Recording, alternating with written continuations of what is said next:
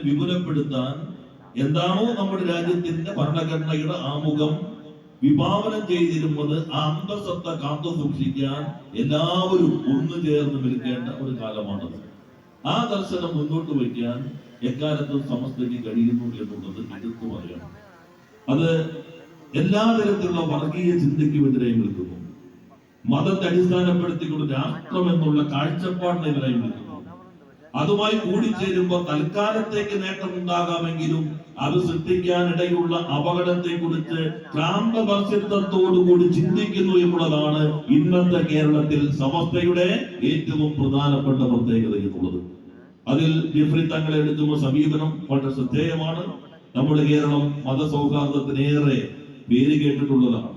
കഴിഞ്ഞ കാലം എടുത്തു കഴിഞ്ഞാൽ ഒരു വർഗീയ സംഘർഷങ്ങളും ഇല്ലാത്ത ഇന്ത്യയിലെ അപൂർവ ഇടങ്ങളിൽ ഒന്നാണ് കേരളം. ആ കേരളത്തെ അതേപോലെ കാത്തു സൂക്ഷിക്കാൻ എല്ലാ വിഭാഗം ആളുകളുമായി പരസ്പരം ആദരവോടുകൂടി നിലപാട് സ്വീകരിക്കാൻ സമചിത്തതയോടുകൂടി പ്രശ്നങ്ങളിലെല്ലാം ഇടപെടാൻ കഴിയുന്ന സംഘടന എന്ന നിലയിൽ സമസ്തയ്ക്ക് ഇനിയുമേറെ കേരളത്തിൽ സംഭാവന നൽകാൻ കഴിയും എന്ന പ്രതീക്ഷയാണ് എനിക്കുള്ളത്. മറ്റധിക കാര്യങ്ങളിലേക്കൊന്നും പോകുമെങ്കിൽ ഒത്തിരിയേറെ മഹനീയ വ്യക്തിത്വങ്ങൾ ഈ വേദിയിൽ ഇനിയും സംസാരിക്കാറുണ്ട്.